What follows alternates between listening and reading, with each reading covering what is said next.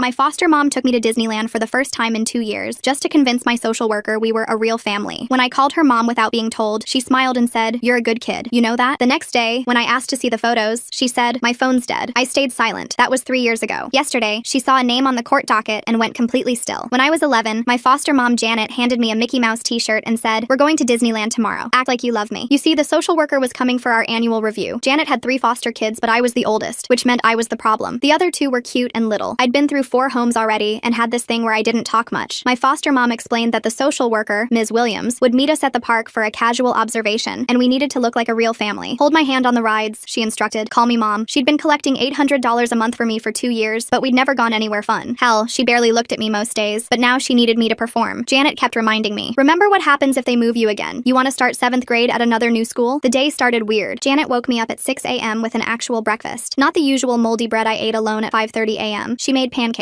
with syrup. I was allowed to eat at the table instead of the floor. She even bought me new clothes that fit, not the Goodwill BS that was always 2 sizes too big or too small. In the car, she let me sit in the front seat instead of the back with the babies. "So tell me about your friends," she said, gripping the steering wheel. I didn't have any friends, but I made some up to make her happy. At Disneyland, Janet transformed into this whole different person. She bought me a pair of ears with my name stitched on them, my actual name, not girl or hey you, like usual. When Ms. Williams appeared near the entrance, Janet grabbed my hand and squeezed it 3 times. Our signal. "Ready for the best day ever, sweetie?" she said loud enough for everyone to hear. Her hand was soft. I forgot adults' hands could be soft. The thing is, it actually was amazing. We went on Space Mountain first, and Janet screamed and laughed, grabbing my arm on the drops. Not the usual grab. This was gentle, playful. For a second, I forgot why we were there. She won me a massive Stitch plushie at the basketball game, cheering when I made a shot. "That's my girl!" she yelled. 2 years living there, and she'd never claimed me as hers before. She didn't even yell when I dropped ketchup on my new shirt. She just wiped it off and said, "No big deal, baby." Ms. Williams kept appearing randomly. Outside Pirates, in line for Thunder Mountain. Each time Janet would pull me closer, point at something, laugh at nothing. But between the check-ins, something weird happened. Janet started being nice when no one was around. On the Matterhorn, she held my hand. Her thumb rubbed my knuckles during the scary parts. At home, she wouldn't even pass me the salt without sighing like I'd ruined her life. But here, she bought me light-up Mickey ice cream just because I stared at it. Didn't call me a fat fuck, just smiled and said, "You want rainbow or blue?" When I pointed at the dancers, she didn't tell me pinch me until I bled. When fireworks started, she pulled me against her side and I could feel her crying a little. "This is nice," she whispered. "Really nice." Her voice sounded different, softer, like how she talked to the little kids when they had nightmares. I'd heard it through the walls, that gentle voice that never came to my room when I woke up screaming. I started thinking maybe this was it. Maybe she finally saw me as more than a monthly check. Maybe she'd stop locking the good food in her bedroom closet. I held her hand without being told, called her mom without the signal. "You're a good kid," she said into my hair. "You know that?" Nobody had told me that since my real mom died. Then Ms. Williams appeared one last time, right by the castle. She had this clipboard and a tight smile. "Just wanted to say goodbye. You two look wonderful together." Janet's whole body changed. She straightened up, adjusted her smile, became the performance version again. "We're just so lucky," she said in that fake voice. "Aren't we, honey?" I didn't say a word. The car ride home was silent. Janet turned the radio off and stared straight ahead. We pulled into the driveway and Janet turned off the engine. She sat there for a full minute before speaking. "Miss Art Williams approved us for another year," she said to the steering wheel. "So that's good." She opened her door and got out. "Leave the ears in the car. They're returnable." The next morning, my Disneyland shirt was in the trash. She said it was dirty. When I asked if we could look at the pictures she took, she said her phone was dead. That night, I heard her on the phone laughing about the whole thing. "You should have seen me," she said. "Mother of the fucking year." Williams ate it up. That's when I knew I had to escape. The next night, I lay on my sleeping bag on Janet's laundry room floor, counting the drips from the water heater. Every 17 seconds, another drop hit the drain. The concrete pressed through the thin fabric into my spine. My Disneyland clothes were already in the trash, but I'd grabbed the receipt when Janet wasn't looking and tucked it inside my pillowcase. Proof we actually went. At 5:30 a.m., my alarm went off and I shuffled to the kitchen for my usual breakfast. The moldy bread sat on the counter where Janet always left it. The little kids got Cheerios with milk at the table. I got to stand at the counter eating around the green spots while Janet's real food stayed locked in her bedroom closet. She walked in while I was chewing and looked me up and down. Said if I got fat, she'd make me sleep outside. The school bus came at 7:15 and I sat in my usual spot in the back. That afternoon, the phone rang during my chores and Janet's voice went sweet like honey. Ms. Williams wanted to schedule a follow-up home visit in 2 weeks. Janet kept saying how wonderful that would be while staring straight at me with those cold eyes that promised pain later. That night, I found an old notebook in the recycling and hid it in my pillowcase with the receipt. Started making tallies on the pages. 3 days without real food, 4 bruises on my arms, 6 times she called me worthless just that week. 2 days later, I made the mistake of staring too long at Janet's locked closet. She grabbed my wrist and twisted hard enough that I heard something pop. Asked if I thought I was smart. Asked if I thought anyone would believe trash like me over her. She'd been doing this for 8 years and knew exactly what to say. She twisted harder until my knees hit the floor. 3 days after that, I wore long sleeves to school even though it was 95 degrees outside. My teacher asked if I was feeling okay and I said yes because that's what you say. Teachers ask, but they don't really want to know. At lunch, I watched a girl throw away a whole sandwich because it had mayo on it. Another kid complained that his mom packed carrots instead of chips. I hadn't eaten anything but that moldy bread for 2 days and my stomach felt like it was eating itself. Then Then Ms. Williams showed up for a surprise visit while Janet was at work. I was watching the little kids, which was illegal since I was only 13, but Janet had trained us good. Told Ms. Williams that Janet was just in the shower. Ms. Williams waited 20 minutes in the living room asking me questions about school while I kept making up lies about how long showers take. She finally left a note on the kitchen table. When Janet saw that note, she didn't hit me directly because she was too smart for that. Instead, she accidentally knocked me down the stairs when I was carrying laundry. 14 steps and I hit every single one. She cried about how clumsy I was when I couldn't stand up right away. Kept saying we needed to get my balance checked by a doctor. The next day, she made me sleep in the garage for being careless about Ms. Williams visiting. Lily watched from her bedroom doorway while Janet dragged my sleeping bag out there. Lily was Janet's real daughter and hadn't said a single word to me in 2 years. But that night when I went to get water from the washing machine tap, I found a granola bar sitting on top of it. The wrapper still had the price tag on it from the gas station down the street. 3 days later at school, I spent lunch in the library staring at the big map of Riverside's bus routes pinned to the wall. The librarian smiled when she saw me taking notes and asked if I needed help with my geography project. I just nodded and kept writing down which buses went to the police station on Magnolia Avenue and which ones stopped at the hospital. Hollis found me there after the bell rang and waited until we were alone by the lockers. He looked around first to make sure no one was listening, then pulled up his sleeve to show old burn marks on his arm. He told me Janet did the same Disneyland thing with him last year when Ms. Williams came for his review. The next week, I stood in the girls' bathroom at school trying to practice what I would tell someone, but my mouth wouldn't work right. Every time I opened it to say the words about Janet, nothing came out except this weird choking sound. Janet started getting the house ready for Ms. Williams's next visit by bringing home bags of new clothes from Target. She pulled fresh apples and oranges out of her locked bedroom closet and put them in the kitchen bowl. She made us all try on the new clothes and told us to smile more and reminded us that happy families stay together while squeezing my shoulder hard. The morning Mrs. Williams was supposed to come, Janet left to get her hair done at the salon on University Avenue. I was sitting at the kitchen table doing Lily's math homework while she watched cartoons when we heard the doorbell ring. Miss Williams stood there with her clipboard looking confused about why Janet wasn't home. I told her Janet would be back soon and offered her some water, while Lily just stared from the couch. Mrs. Williams walked around the living room looking at everything and wrote something down when she saw the locks on the bedroom closet door. I wonder what Janet's real plan is here with all this Disneyland show. She's been collecting that money for 2 years but suddenly needs to look perfect. There's something about the way she switches between nice and mean that makes me think she knows exactly what she's doing, like she's done this dance before with other kids. When Janet rushed in 20 minutes later with her hair all perfect, she laughed and made up some story about sisterly bonding time. But I saw Ms. Williams watching how I moved away when Janet tried to touch my head. After Ms. Williams left, Lily followed me to the bathroom and closed the door behind us. She whispered that her mom had 3 other foster kids before me who all got removed, but Janet always got them back somehow. She said the kids never came back though, and she didn't know where they went. 2 nights later, I was looking for another blanket in the garage because mine had holes in it. Behind some old boxes, I found a plastic bin full of newspaper clippings from the Press Enterprise. The headline said things about Janet being cleared of abuse charges and investigations finding no evidence. 3 different kids over 5 years, and all the articles said the same thing about lack of proof. Hollis came into the garage while I was reading them and pulled up his shirt to show me the scars all over his back. He said Janet was smart about where she hit and when she did it so no one would hear. He said she had friends at CPS who helped her, and that's why nothing ever stuck. That night I couldn't sleep, so I did the math in my head over and over. 2 years times $800 a month meant Janet got $19,200 just for me. I owned 3 shirts and 2 pairs of pants from Goodwill and ate moldy bread most mornings. The numbers made my stomach hurt worse than being hungry did. 3 days later, Mrs. Rodriguez called me to her office during second period math class. I walked as slow as possible down the empty hallway and sat in the hard plastic chair across from her desk while she typed something on her computer. She looked up and pushed her glasses up her nose and said I'd been marked late 17 times this month, even though I lived closer to school than almost anyone. I wasn't actually late, but I sat on the curb outside until the very last second before the bell rang, because going inside meant 8 hours of pretending everything was fine before going back to Janet's house. Mrs. Rodriguez leaned forward and her voice got softer when she asked if everything was okay at home, and for once it sounded like she actually wanted to know instead of just checking a box on some form. I opened my mouth but then remembered what happened to the last kid who told and just shrugged and said I was bad at waking up early. 2 weeks passed before Mrs. Williams showed up again, but this time she brought her supervisor and they came on a Saturday morning without calling first. Janet must have had some kind of sixth sense because the house was already perfect when they knocked. Fresh chocolate chip cookies were baking in the oven, and Hollis and the little kids sat at the kitchen table doing homework even though it was Saturday, and I wore the new clothes Janet bought the day before that still had the tags hidden inside. Janet smiled and offered them coffee while I sat next to her on the couch, and she put her arm around me, and I smiled so hard my face hurt because my life literally depended on making this look real. They stayed for 2 hours asking questions about school and friends and activities, and Janet had coached us on every answer the night before with threats about what would happen if we messed up. After they finally left, Janet's whole body changed like someone flipped a switch. She stood up and looked at me and said I did good, then grabbed my arm and dragged me to the garage and pushed me inside and locked the door behind me. I spent 2 days in there with no food or water or bathroom, sitting on the cold concrete floor, planning exactly how I would run away and where I would go and how I would survive on my own. Sunday morning, while Janet was at church, Lily slipped crackers and a juice box under the garage door and whispered she was sorry through the crack. She said she couldn't help more because Janet was her mom, but maybe after she graduated next year she could do something, but she never finished the thought, and I heard her footsteps running away. Monday morning, Janet finally let me out 5 minutes before we had to leave for school, and I could barely walk from sitting on concrete for 2 days. At school, the nurse called me in for the mandatory scoliosis check, and when I lifted my shirt, she saw the bruises all over my ribs from where Janet had grabbed me. She asked how it happened, and I said I fell off my bike even though I didn't have a bike, and she wrote it down on her clipboard, but her eyes stayed on my skinny arms and the way my ribs showed through my skin. That afternoon, Janet started her new plan by telling all the neighbors I was disturbed and had serious mental problems. She showed them scratches on her arms that I watched her make herself with her own fingernails in the bathroom mirror that morning and told them I attacked her during one of my episodes. She put on this sad voice and said they were getting me help because it was so hard with traumatized foster children who couldn't bond with normal families. The next day, Hollis pulled me aside at lunch and told me Janet was building a case against me, just like she did with the last foster kid named David. He showed me the hall closet where Janet kept a folder full of fake incident reports she typed up on the computer about things that never happened, like me threatening the little kids, or breaking dishes on purpose, or screaming at night. Mrs. Rodriguez called me back to her office later that week, and this time her face looked different, like she was trying to solve a puzzle. She said my foster mom was concerned about my behavior and reported that I'd been hurting myself, and showed me an email from Janet with a list of supposed warning signs. I rolled up my sleeves to show her my arms had no cuts or scratches, but Janet had already planted the seed of doubt, and I could see Mrs. Rodriguez didn't know what to believe anymore. Friday afternoon, Ms. Williams showed up at school with official papers and pulled me out of PE class. She had a psychiatric evaluation order that said Janet reported I was showing signs of severe emotional disturbance and needed immediate intervention. The evaluation was scheduled for next Tuesday at a facility called Riverside Behavioral Health, where it turned out Janet's friend from church worked as an intake counselor. That night, I pressed my ear against my bedroom door and heard Janet on the phone with someone talking in her fake concerned voice. She said I was definitely showing signs of reactive attachment disorder and described me as a classic case who wouldn't bond with the family and had aggressive outbursts and told pathological lies about being mistreated. Every word was carefully chosen to make sure nobody would believe anything I might say about what really happened in that house. The next morning, Lily knocked on my door before school, which was weird because she never came to my room. She asked if I could grab her math book from her desk while she was in the bathroom. I went into her room and saw her laptop sitting open on her bed with the screen still on. The browser had Gmail open, and I couldn't help but notice the subject line of one email that said, "Making them look crazy. What works?" My hands started shaking as I clicked on it. The email thread was between Janet and 3 other foster parents from the area, talking about how to document behavioral problems that didn't exist. One woman wrote about how she'd convinced a doctor her foster son had violent tendencies by bruising herself and taking photos. Another talked about keeping a fake incident log with made-up dates and times of aggressive episodes. Janet had replied with tips about using specific medical terms that would trigger automatic diagnoses. She mentioned keeping foster kids isolated so they couldn't make friends who might defend them. The thread went back months with dozens of messages about maximizing state payments and getting rid of difficult placements. I heard the toilet flush and quickly closed the laptop and grabbed the math book. 3 days before my psychiatric evaluation, Janet put on the biggest show yet. I was locked in the garage doing homework when I heard her start screaming for help outside. Through the small window, I could see her in the driveway holding her face and crying. The neighbors came running out of their houses, and Janet was sobbing about how I'd hit her again, and she didn't know what to do anymore. Mrs. Chen from next door was holding Janet's shoulders while Mr. Peterson called 911. Janet had a red mark on her cheek that was already starting to bruise. She kept saying she loved me but couldn't handle the violence anymore. The whole time I was pounding on the garage door, but nobody could hear me over Janet's performance. When the cops showed up 20 minutes later, Janet suddenly remembered I'd run off and she didn't want to press charges because I was just a troubled child who needed help, not jail. After that, everything at school changed fast. Kids who used to sit with me at lunch moved to other tables. Teachers stopped calling on me in class even when I raised my hand. In PE, nobody wanted me on their team. I heard whispers in the hallway about the crazy foster kid who beat up her mom. Even the janitor looked at me different when I walked by. Sarah, who used to be my lab partner, asked to switch seats because her parents told her to stay away from me. The principal started doing random checks where he'd pull me out of class to search my backpack for weapons. Every day felt like drowning in slow motion, with nobody throwing me a life jacket. Hollis found me crying behind the gym during lunch on Thursday. I was sitting on the ground with my knees pulled up trying to disappear. He sat down next to me without saying anything for a minute. Then I told him Janet was going to win and get me sent away. He pulled out his phone and showed me the screen. Hollis. Pulling out his phone at the end there has perfect timing. Nothing says I've got dirt on Janet like a dramatic phone reveal when someone's crying behind the gym. There were 3 video files dated from the last 2 weeks. He said he'd been recording Janet when she didn't know, catching her real voice calling us worthless parasites who were only good for the checks. My heart stopped when I realized we finally had proof. Mrs. Rodriguez pulled me aside after school the next day when I was walking to the bus. She asked me to come to her office for a minute. Once the door was closed, she looked at me with this expression I'd never seen from an adult before, like she actually cared. She said she'd been doing this job for 20 years and knew when something wasn't right. She said she'd seen Janet's type before, the ones who were good at fooling the system. She told me whatever was happening I could tell her the truth, but I was too scared because Janet had already convinced everyone I was a liar. The morning of my psychiatric evaluation, Ms. Williams picked me up in her county car. She said Dr. Brennan was one of the best child psychiatrists in the district and would help figure out what I needed. The office was in this tall building downtown with lots of plants in the waiting room. Dr. Brennan was this older man with glasses who kept writing on his notepad while I talked. Every question he asked was loaded, like when did I start having violent thoughts, or how often did I hurt myself? When I said I didn't have violent thoughts, he wrote something down and asked why I was being defensive. When I said I never hurt myself, he asked if I was lying to avoid treatment. 2 hours into the evaluation, they gave me a break to use the the bathroom. On my way back, I heard Dr. Brennan on the phone in his office. He was saying yes to someone, and then I heard him say Janet's name. He said I was showing all the signs she'd mentioned, and the diagnosis was pretty clear. That's when I knew the whole evaluation was just theater, and the conclusion was already written before I even walked in. Lily picked me up afterward, and I could tell something was wrong by how quiet she was. Once we were driving, she told me her mom was planning something big. She said Janet had been talking to lawyers about making me a ward of the state because I was too dangerous for family placement. The car felt like a coffin closing around me. That night, Janet put on another performance when Ms. Williams called to check in. She had me sit next to her on the couch with the phone on speaker. Janet kept saying how much she loved me and wanted what was best while her fingernails dug into my arm hard enough to draw blood. I could feel the sharp pain, but couldn't make a sound or move away. Ms. Williams was asking about the evaluation, and Janet was using her sweet, concerned mother voice saying she just hoped they could find the right treatment plan. Her nails went deeper every time I shifted even a little bit. After the call, Hollis came to my room and showed me more videos on his phone. He had 3 recordings of Janet screaming at us, calling us mistakes and saying we were worthless parasites who ruined her life. In one video, she was throwing dishes while yelling that foster kids were just paychecks with problems. But Hollis said we needed more because Janet always found ways to explain things away or convince people the videos were taken out of context. The next morning, Janet walked into my room holding a paper like she'd won the lottery. The psychiatric evaluation from Dr. Brennan recommended immediate residential treatment for severe behavioral disorders and oppositional defiance. My stomach dropped to my feet as I read the words that basically said I was crazy and dangerous. Janet had coached me to fail every single test and question during that appointment 2 weeks ago. She stood there smiling while I realized I had exactly 72 hours before they'd ship me to some locked facility where nobody would believe anything I said about her. My hands shook as I held the paper and watched her leave my room humming to herself. At school, Mrs. Rodriguez pulled me aside during lunch and closed her office door behind us. She said something was wrong with Dr. Brennan's report because it didn't match anything she'd seen from me in 2 years. She started making phone calls right there in front of me, asking other teachers about my behavior and pulling up my grades and attendance records. Her face got more serious with each call as people told her I was quiet but never caused problems. Ms. Williams showed up for her monthly visit that afternoon and kept staring at things while Janet talked. She looked at my skinny arms when I reached for a glass of water. She noticed the locks on the pantry door and the bedroom closets. She watched how Janet stood right behind me the whole time with her hand on my shoulder squeezing whenever I started to speak. Ms. Williams asked if anyone else had noticed these behaviors Dr. Brennan described, but her voice sounded uncertain. That night, I made a choice that if I was going down anyway, I'd take Janet with me. I grabbed my phone and started taking pictures of everything while Janet was in the shower. The locked food closet with the good cereal and snacks we weren't allowed to touch. The moldy bread on the counter that was our breakfast every day. My sleeping bag rolled up in the corner of the laundry room where I slept when Janet said my breathing annoyed her. The bruises on my legs from when she kicked me for not cleaning fast enough. I was documenting everything when Lily walked in and caught me taking a picture of the punishment chart on Janet's bedroom door. Instead of telling her mom, she pulled out her own phone and showed me her photo gallery. She had 2 years of evidence, including videos of Janet hitting Hollis and pictures of me sleeping in the garage during winter. She had recordings of her mom calling us worthless and photos of the locked refrigerator at night so we couldn't eat. Lily said she'd been too scared to do anything, but if I was brave enough to fight back, she'd help. We sat on my bed comparing evidence when Janet walked in and saw both our phones out with the photos visible on the screens. Her face went from surprised to furious to calculating in about 3 seconds flat. She looked at us and said nobody would believe 2 messed up teenagers over a respected foster parent who'd been approved for 8 years. But I saw something new in her eyes that I'd never seen before, which was fear. She grabbed both our phones, but Lily had already sent everything to her email and deleted the sent folder. Hollis came in later that night and told us he'd been smarter than all of us. He'd been uploading his recordings to a cloud account that his biological mom could access from prison. She'd lost custody for drugs, but had been clean for a year and was documenting everything from her side to build a case. She knew exactly what Janet was because she'd talked to 2 other kids who'd lived here before us. The next morning, Mrs. Rodriguez called an emergency meeting and basically demanded Ms. Williams come to the school immediately. She'd found 3 previous complaints about Janet that had somehow been closed without investigation. She'd discovered that 2 former foster kids from Janet's house had ended up in psychiatric facilities after similar evaluations from the same Dr. Brennan. She'd tracked down a pattern that everyone had either missed or deliberately ignored for years. The meeting happened in the principal's conference room with Mrs. Rodriguez laying out folder after folder of evidence. Janet showed up playing the overwhelmed single foster mom perfectly, sighing about how hard it was to help troubled children. But Ms. Williams was actually taking notes this time and really looking at the dates and patterns Mrs. Rodriguez had found. She asked why these previous complaints hadn't been investigated, and Janet's face twitched just a little. That night, Janet was weirdly calm at dinner, which scared me more than her screaming ever did. She looked right at me and said I'd made my choice and now I'd have to live with it. She reminded me that she'd survived 3 investigations already, and I wouldn't survive one. After dinner, she grabbed my arm and dragged me to the garage, shoving me inside and locking the door from the outside. No food, no water, no bathroom, just me and the concrete floor, and the knowledge that transport to the facility was coming in 12 hours. I spent the whole night on that cold concrete floor, counting the hours by the sounds outside. My legs went numb around midnight. My stomach stopped hurting around 3. At 5:30, I heard footsteps above me, and then nothing for another 20 minutes. The garage door clicked open at 6, and Lily stood there with car keys in her hand. She pulled me up and shoved the keys at me and told me Mrs. Rodriguez was waiting at school with Ms. Williams. Her hands were shaking worse than mine. She said, "Go now before Mom wakes up." I'd never driven alone before, but I made it to school in 10 minutes. The parking lot was empty except for 2 cars. I ran through the front door doors and down the hall to Mrs. Rodriguez's office. She was there with Mr. Williams and another woman I'd never seen before. I pulled out my phone with shaking fingers and showed them everything. Hollis's recordings from under Janet's bed, Lily's photos of the bruises, the video from 2 nights ago when Janet said I was worth $800 a month and nothing more. The new woman took my phone and watched the whole video without blinking. Her face got harder with each word Janet said. She watched it twice, then made a call. 20 minutes later, Janet's car screeched into the parking lot. She brought the transport team with her, 2 big guys in medical uniforms. She walked in playing the perfect worried mother, telling them I was very sick and needed help. Mrs. Williams stood up and said the transport was suspended pending investigation. Janet's face changed for just a second, and I saw pure rage before she fixed her smile. Hollis's biological mom tracking everything from prison makes me really curious about their whole setup. How many kids have actually gone through Janet's house over 8 years? The way Mrs. She started arguing, but then Hollis's bio mom walked in with a man in a suit carrying a thick folder. The lawyer spread papers across the desk, 18 months of recordings typed out, emails printed, photos dated and organized. He said they had proof Janet had been abusing kids for profit. Ms. Williams made another call, and within an hour they ordered an emergency removal. Not of me, but of all 3 foster kids from Janet's house. Mrs. Rodriguez held my hand while they did the paperwork. The little ones got picked up from Janet's that afternoon. That evening I had my own bed in an emergency placement house. Clean sheets that smelled like fabric softener. The foster mom asked what I wanted for dinner, and I couldn't answer for 20 minutes. I just sat there crying because I got to choose. She made me grilled cheese and tomato soup and let me eat as much as I wanted. The next morning, Detective Walsh came to interview me. She'd already seen all the evidence and pulled up Janet's file on her laptop. 3 previous investigations, all closed by the same person. She showed me the pattern, how Janet's friend in child services had been protecting her for years. She said they were opening a criminal case. That afternoon, Lily texted me from her friend's house where she was staying. She said her mom was losing it, calling everyone, trying to control the story. Channel 7 had already called about an interview. The story was spreading everywhere online. 2 days later, I found out Dr. Brennan got arrested. The detective told me they found proof he'd been taking money from foster parents to write fake evaluations. He'd been declaring kids mentally unstable whenever parents got reported for abuse. Janet was one of his best customers, paying him $500 every time she needed a report. A week later, the news story hit Channel 7's evening broadcast, and my phone wouldn't stop buzzing with texts from kids at school. The reporter stood outside Janet's house talking about how 3 of her previous foster kids had come forward after seeing the initial coverage. One guy was living under a bridge downtown after aging out at 18 with no life skills and PTSD from Janet's abuse. Another girl had made it through college but still had nightmares 20 years later. The third one killed himself at 16, 2 months after leaving Janet's house, and his sister was on camera holding his picture and crying about how the system failed him. Hollis and I watched from our new placement, this emergency group home that smelled like bleach and had bars on the windows, but at least nobody hit us. Janet was all over Facebook claiming she was being persecuted for loving difficult children and asking for prayers from her church friends. People were actually defending her in the comments, saying she was a saint for taking in troubled kids and that we were probably lying for attention. The emergency custody hearing happened 3 days later, and Mrs. Rodriguez showed up with a binder 2 inches thick. She testified for 40 minutes straight, pulling out emails she'd sent to CPS, photos she'd taken of my bruises when I came to school, records of every time she'd called about concerns. She told the judge the system protected the abuser instead of the children, and demanded a full investigation into how so many red flags got ignored. The judge ordered an immediate review of every case Mrs. Williams had supervised in the past 5 years. Ms. Williams got placed on administrative leave that same day and found me outside the courthouse afterward. She was crying so hard her mascara ran down her cheeks when she grabbed my shoulders and said she was sorry, that she should have looked harder and believed me instead of Janet's perfect mom act. The detective called me 2 days later with more news about Janet's fraud scheme. She'd been collecting $800 a month for kids who weren't even living with her, farming them out to friends when she went on vacation but keeping all the money. One kid spent 3 months living in her friend's garage while Janet collected checks and told the state he was doing great in her care. 2 weeks after that, Lily testified in a closed hearing with just the judge and lawyers present. She brought journals she'd kept since she was 12, page after page documenting what she'd witnessed Janet do to us foster kids. She told them she was a coward for not speaking up sooner, but she wouldn't be silent anymore, not when other kids were still suffering. My new foster mom started teaching me how to cook real food that week, showing me how to make spaghetti and grilled cheese and scrambled eggs. She kept saying I was too thin and needed to eat more, but she said it gentle, not mean, and she never locked the pantry or made me ask permission to eat. I still checked the locks at night out of habit, but they were never locked. Janet got arrested on a Thursday morning, and the photo of her in handcuffs made the front page of the newspaper. She was screaming at the cameras that we were all lying, that she was the real victim of ungrateful children trying to destroy a good Christian woman. Her lawyer had to physically drag her into the police car, while she kept yelling about conspiracies and persecution. Hollis's bio mom got her life together and got custody back the next week. When he came to pack his stuff, he hugged me so tight I couldn't breathe and told me I did this. I saved everyone. But I knew we'd saved each other, and Lily had saved us both by finally speaking up. The preliminary hearing at the courthouse revealed 7 more kids had come forward from the past 8 years. The prosecutor laid out how Janet had made over $200,000 from the foster system while systematically abusing children for profit, calling it exploitation of the most vulnerable members of society. A month passed with more legal stuff happening every day, and that's when 3 more kids who'd lived with Janet years before reached out to the prosecutor. They'd seen the news coverage and recognized the pattern: the same Disney trips right before evaluations, the same sudden psychiatric diagnoses when they complained, the same stories about troubled kids nobody would believe. One girl named Sarah Sarah had recordings too, hidden on an old phone she'd kept for 5 years, waiting for someone to finally listen. The prosecutor's office set up a conference room where we all met and shared our experiences, comparing notes about Janet's methods, realizing she'd been doing this for over a decade. Detective Walsh started digging deeper into the foster care records and found something bigger than just Janet. A whole network of foster parents using the same playbook, sharing tips on private Facebook groups about how to discredit kids who complained. She showed me screenshots of their conversations, foster parents trading advice about which psychiatrists would diagnose kids without asking questions, which social workers would look the other way, how to document fake behavioral problems. The FBI got involved when they discovered the network crossed state lines, with foster parents in Nevada and Arizona using Janet's exact methods. Meanwhile, Lily had moved out of Janet's house to live with her dad, who'd been fighting for custody for 10 years, but Janet had convinced the courts he was dangerous. He showed me the court documents where Janet had testified against him, claiming he'd threatened her and the kids, all lies that kept him away from his daughter. The local news picked up the story, and that's when reporters discovered Janet had been collecting adoption subsidies for kids she never actually adopted, filing paperwork saying the adoptions were complete while keeping the kids as foster placements. The fraud went back 8 years with fake signatures and forged documents, adding federal charges to the growing list. At the next court hearing, Janet's lawyer tried to turn everything around, calling us troubled kids making up stories for attention and money. He had a psychiatrist testify about false memory syndrome and coach testimony, trying to make the jury doubt everything we'd said. Then the prosecutor played Hollis's recordings in court. Janet's voice clear as day, talking about how to break us, how to make us grateful for scraps, how to keep us scared. The whole courtroom went silent, listening to her explain her methods to another foster parent on the phone, laughing about how easy it was to control us. Janet's lawyer asked for a recess and spent an hour trying to get the recordings thrown out, but the judge allowed them as evidence. Hollis's biological mom was in the gallery that day, and afterward she filed a civil suit against the state for failing to protect her son. She had copies of every complaint she'd filed, every report she'd made about Janet's treatment, all ignored because Janet's friend at CPS had marked them as unfounded. Other biological parents started joining her lawsuit, parents who'd lost their kids to the system only to have them placed with Janet and abused worse than they'd ever been at home. Mrs. Rodriguez got promoted to district coordinator for child welfare oversight after testifying about how many times I'd tried to report Janet at school. Her first official act was requiring all foster home visits to be recorded. No more closed-door meetings where kids could be threatened into silence. She told the news that no child should have to gather their own evidence of abuse, that the system had failed us by making us prove what adults should have seen. Mrs. Williams finally testified about the pressure she'd faced to keep placement numbers up, to avoid moving kids even when there were problems. She admitted they'd been trained to see kids' complaints as adjustment issues, to assume we were lying or exaggerating, to protect foster parents who took difficult placements. The whole system was designed to silence us, she said, breaking down on the stand as she described ignoring obvious signs of abuse because her supervisor told her to. Ms. Williams crying about ignoring red flags while kids collected evidence like tiny detectives is peak. I should have listened to the literal children telling me they were being hurt. Energy right there. Detective Walsh had been building a case against Janet's friend at CPS for months and finally had enough evidence to make an arrest. The woman had been taking kickbacks from foster parents, $500 for every favorable report, $1,000 for fast-tracking fraudulent paperwork. Janet's protection was finally gone, and more evidence started surfacing, bank records showing regular payments, emails discussing which kids to place where for maximum profit. 2 months after that first hearing, Lily and I walked into the grand jury room together, holding hands as we prepared to testify. She squeezed my fingers and said we weren't victims anymore. We were witnesses, and our words would finally matter. The grand jury listened to everything, asked careful questions, treated us like our experiences were real and important for the first time. When we walked out 3 hours later, the prosecutor was waiting with news that they'd indicted Janet on 47 counts including fraud, abuse, conspiracy, and racketeering. 3 weeks later, I was sitting in my therapist's office picking at the arm of the chair while she explained that wanting Janet to love me wasn't weakness because kids are wired to seek love from caregivers, even when those caregivers hurt them. The prosecutor called that afternoon to tell me the state offered Janet a plea deal for 10 years if she'd reveal everyone in her network, but she refused and kept insisting we were all lying and she was being persecuted for being strict. Hollis called me that night from his mom's house and his voice sounded different when he told me he had his own room with a door that didn't lock from the outside, and we both started crying on the phone. Mrs. Rodriguez set up this conference on foster care reform, and 300 people sat there listening while I told them about the locked food and the floor eating and the Disneyland show, and when I finished they all stood up clapping, which felt weird but good. During trial prep the next week, the prosecutor showed me this file they'd found about another foster kid Janet had 5 years ago, who died from falling downstairs, except the injuries matched abuse patterns, and now they were adding murder charges. The detective came by my apartment and told me they'd tracked down 12 more kids from Janet's past, and every single one had been sent to that same doctor who labeled them disturbed when they tried reporting abuse. I watched Lily on TV telling the interviewer she was a prisoner too, just a different kind because Janet used her to make everything look normal, and she was done being her accomplice. The judge wouldn't lower Janet's bail even though her lawyer kept arguing, and the judge said the evidence showed systematic child abuse for profit spanning almost 10 years, and she was a risk to the community. The morning of the trial, I threw up twice before getting dressed, and when we walked into the courthouse, there were reporters everywhere asking questions, but the prosecutor's team surrounded us and got us inside. Janet came into court wearing orange and no makeup, and when she saw all of us sitting together in the gallery, her face went white and her hands started shaking. The prosecutor stood up and started showing photos on the big screen of bruises and scars and playing recordings and showing bank statements while telling the jury this woman turned the foster system system into her personal ATM, withdrawing cash at the cost of children's lives. The judge called us to testify on day 3, and Hollis went first, his voice shaking but getting stronger as he told them about the beatings and the hunger and the nights locked in the garage. Mrs. Rodriguez went next and explained how she'd documented everything, showed them her files with dates and photos and recordings she'd made when I finally trusted her enough to talk. Then it was my turn, and I walked to that stand with my legs feeling like jelly, but I told them everything about the Disneyland show and the locked food and the bruises and how Janet would practice her social worker voice in the mirror. Janet's lawyer tried to make us look like liars, but we had proof for everything, and our stories matched because they were true. Mrs. Williams took the stand the next day, and the prosecutor asked her about all those visits, and she admitted Janet knew exactly when they were coming and how to prepare. She said Janet had studied their procedures and knew what words to use and how to present herself, and she showed them emails where Janet had asked other foster parents for tips on passing inspections. The detective came up with a thick folder and started pulling out photos that made people in the gallery gasp. There was a kid named Tyler who died in Janet's care 5 years ago, and it had been ruled an accident, but the detective had found witnesses who said different. She showed reports that had been changed and medical records that didn't match, and testimony from a nurse who said Tyler had old bruises when he came in dying. The courtroom went so quiet you could hear Janet's breathing getting faster. The jury went out on Friday afternoon, and we waited 3 whole days before they came back. When they filed in, none of them would look at Janet, and I knew what that meant. The judge asked for the verdict, and the foreman stood up and said guilty on the first count, and then guilty on the second, and kept going through all 47 counts of child abuse and fraud and conspiracy. When he got to the manslaughter charge for Tyler, his voice cracked, but he said guilty on that too. Janet made this weird sound like a wounded animal, and her lawyer put his hand on her shoulder, but she shoved him away. 6 weeks later, we came back for sentencing, and the judge looked right at Janet and told her she'd betrayed the most sacred trust there was. He said she'd turned children's trauma into profit and shown no remorse, and he sentenced her to 35 years. Janet stood there in her orange jumpsuit, still trying to look innocent, but nobody was buying it anymore. 3 months after that, my foster parents took me to family court for something different. The judge asked if I wanted to be adopted, and I said yes so fast it made everyone laugh. He asked if I wanted to change my name, and I kept my first name, but took their last name, Johnson. And for the first time since my real mom died, I belonged somewhere real. The state passed something called Hollis's Law that summer, requiring video documentation of all foster visits and psychiatric evaluations for foster parents. Hollis and his mom came to the signing ceremony, and he looked so different, standing tall and smiling, and he told the reporters that no more kids would have to prove their own abuse. We started meeting up sometimes, me and Hollis and Lily, usually at this coffee shop downtown. Hollis would laugh at stupid jokes now, and Lily didn't have that guilty look anymore, and I was learning that not everyone who said they cared was lying. Lily said we were like siblings forged in hell, but siblings nonetheless, and that felt right. Mrs. Rodriguez asked me to speak at her training for new social workers, and I stood in front of 30 people and told them about the locked food and the sleeping on floors and the bruises under clothes where nobody would look. I told them to look closer and ask more questions and notice when kids flinch or when foster parents have all the right answers too quickly. Now I sit in my real bedroom with walls I'm allowed to put posters on and a door that locks from the inside, not the outside. My adoptive mom brings me hot chocolate without me asking and helps with my homework and never calls me names. I'm writing college essays about resilience and what it means to survive and rebuild. Through my window, I can see Lily pulling up in her car because she's taking me to get my learner's permit, and Hollis just texted about his mom getting a job at a nonprofit that helps foster kids. We're not just survivors anymore, we're family, the kind you choose and build and trust, creating something good from all that pain. The system failed us, but we didn't fail each other, and now we're making sure it won't fail the kids who come after us. Well, that's been quite the journey today, hasn't it? Thanks for letting me wonder through all these twists and turns with you. If you made it to the end, drop a comment. I love reading all your comments.